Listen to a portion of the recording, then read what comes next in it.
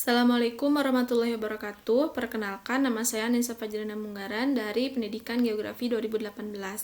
Nah, di sini saya akan mempresentasikan tentang peran pendidik dalam pengembangan kurikulum.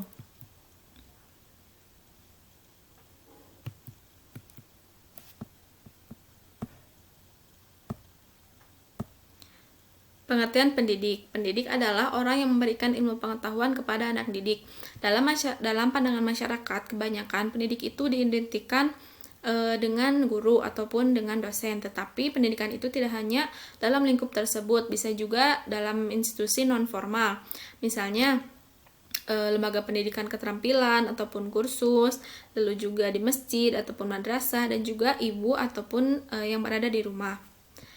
Lalu selanjutnya menurut Undang-Undang Nomor 20 Tahun 2003 Pasal 39 menjelaskan bahwa pendidik adalah tenaga profesional yang bertugas merencanakan dan melaksanakan proses pembelajaran, menilai hasil pembelajaran, melakukan bimbingan dan pelatihan.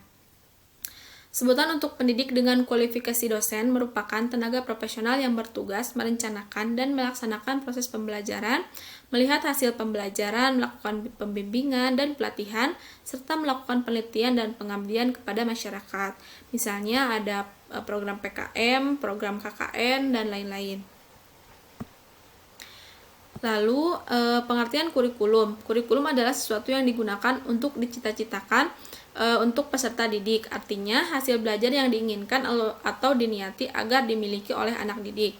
Dapat disimpulkan bahwa kurikulum adalah bagian dari suatu jenis sistem pengelolaan yang menyangkut perencanaan, pelaksanaan, dan evaluasi pembelajaran yang dijadikan pedoman atau pandangan bagi guru dalam melaksanakan kegiatan pendidikan untuk mencapai tujuan pendidikan. Lalu pengembangan kurikulum adalah mengarahkan kurikulum sekarang ke tujuan pendidikan yang diharapkan karena adanya berbagai pengaruh yang sifatnya positif yang datangnya dari luar atau dari dalam diri dengan harapan agar peserta didik dapat menghadapi masa depannya dengan baik. Nah, istilah pengembangan kurikulum menurut Muhaimin. Yang pertama adalah suatu kegiatan menghasilkan suatu kurikulum. Yang kedua adalah proses yang mengaitkan suatu komponen dengan yang lainnya untuk menghasilkan kurikulum yang lebih baik. Nah, ini cikal bakal adanya perubahan kurikulum yang terjadi di Indonesia. Baik itu dari kurikulum 1946 sampai KTSP sampai kurikulum 2013 sampai kurikulum 2013 revisi. Lalu adalah adanya kegiatan penyusunan, pelaksanaan, penilaian, dan penyempurnaan kurikulum. Lalu ada komponen-komponen pengembangan kurikulum. Yang pertama adalah kebijakan umum dalam kegiatan belajar mengajar, program kegiatan, rencana pengembangan sekolah, organisasi dan struktur kurikulum, skema kerja, penilaian, perekaman, pelaporan, petunjuk teknis, perencanaan jangka pendek dan menengah, lalu ada strategi monitoring. Nah, peran pendidik dalam pengembangan kurikulum ini dalam segi pengelolaannya, menurut Nana Chaudhry Sukmadinata, pengembangan kurikulum dapat dibedakan, yaitu yang bersifat sentralisasi, desentralisasi, dan sentral-desentral. Intinya yang pertama adalah sebagai yang bersifat sentralisasi itu, guru ataupun pendidik tidak dilibatkan langsung dalam pembuatan kurikulum, tetapi hanya dalam kurikulum yang mikro saja.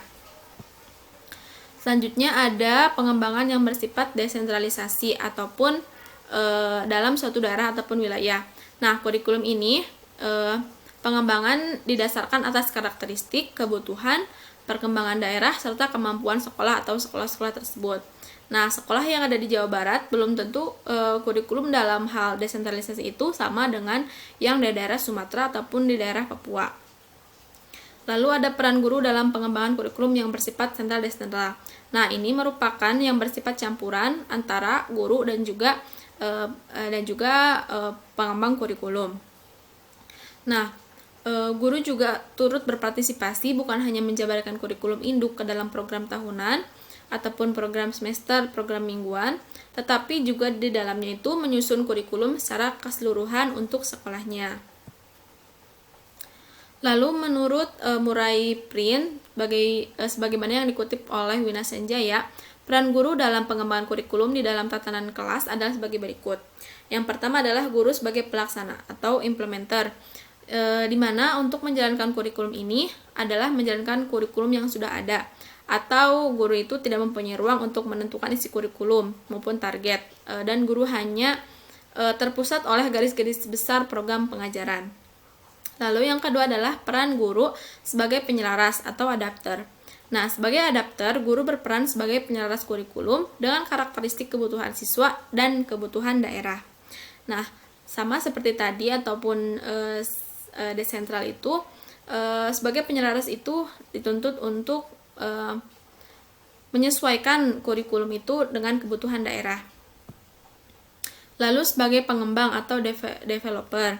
Nah, guru bukan hanya dapat menentukan isi dari pelajaran yang akan diberikan pada siswa, tetapi juga dapat menentukan metode dan strategi apa yang dapat dikembangkan serta bagaimana mengukur keberhasilannya. Nah, yang terakhir adalah guru sebagai peneliti atau researcher. Nah, sebagai peran ini dilaksanakan sebagai bagian dari tugas profesional guru yang memiliki tanggung jawab dalam meningkatkan kinerjanya sebagai guru. Dalam peran peneliti ini, guru memiliki tanggung jawab untuk menguji berbagai komponen kurikulum, misalnya menguji bahan-bahan kurikulum, menguji efektivitas program, menguji strategi, dan termasuk mengumpulkan data tentang keberhasilan siswa mencapai target kurikulum. Nah, mungkin itu saja presentasi dan yang dapat saya sampaikan. Semoga bermanfaat. Mohon maaf bila ada kesalahan kata. Wassalamualaikum warahmatullahi wabarakatuh.